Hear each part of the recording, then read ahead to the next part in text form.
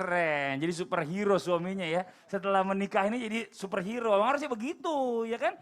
Nah ini Ustadz Ulang Kolor ini mau izin nih ya.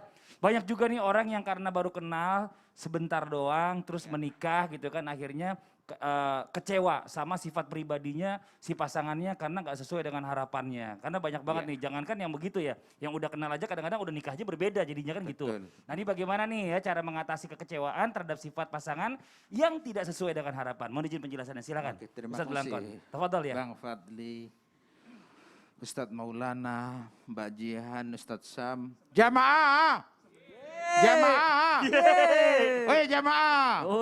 Alhamdulillah! Jamaah yang dirahmati Allah Subhanahu wa Ta'ala.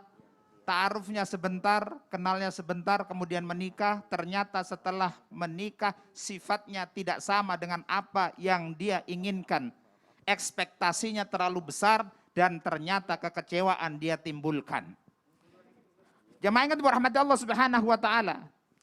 Bagaimana caranya? Sebagai satu pasangan, namanya orang menikah berarti pasti sifatnya berbeda, jenisnya berbeda. Ini yang perlu diketahui jamaah. Jadi jangan sampai kita berpikir bahwa ketika kita menikah itu punya jenis yang sama dan sifatnya sama. Itu malah dilarang oleh agama. Lanang podo lanangin nikah, wedok podo wedoke nikah. Ini ku dilarang kali agama. Tapi berbeda laki dan perempuan, laki-laki dan wanita. Adapun sifatnya ketika ketemu dulu kayaknya dia lemah lembut, tetapi setelah menikah ternyata dia kasar.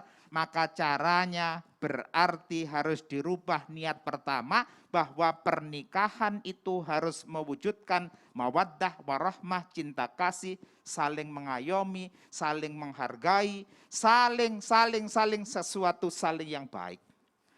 Kalau belum bisa begitu, boleh diingatkan apa enggak Ustadz? Saged kemawon. Contoh, kalau suaminya seumpama sebelum menikah tidak moro tangan, ngertos moro tangan? Artinya kasar. Sedikit-sedikit mukul, sedikit-sedikit jadi istrinya dikirain kayak samsak. Samsak atau sansak? Sama aja Ustadz. Iya, tempat untuk pukul memukul. Enggak boleh. Rasulullah SAW ngendikaaken bahwa seseorang itu, seorang suami terhadap istrinya tidak boleh menghardik, mencaci maki, apalagi sampai menyakiti, tidak boleh. Nah, kekecewaan ini bagaimana caranya? Harus dimusyawarahkan. Contoh, saya menasehati aja, kapan hari itu waktu di sana saya tidak diundang untuk ceramah nasihat pada Ustadz Sam. Sekarang saya nasihati. Makanya Ustadz, ini satu setengah jam. Curhat, sekalian gak diundang. Saya sudah bilang dari diundang. Kayak ini ceramahnya balas dendam. Iya. Pokoknya saya harus ceramah, ini pengantin baru. Kenapa? Karena sudah lama saya daripada antum semuanya. Ayo yallah. Jadi, jamaah yang dirahmati Allah Subhanahu wa Ta'ala, antara Ustadz Sam dan Mbak Jihan atau pasangan-pasangan muda yang lainnya, jangan kita terlalu berharap semuanya indah. Memang berharap indah angsal, tapi sebuah proses yang paling penting.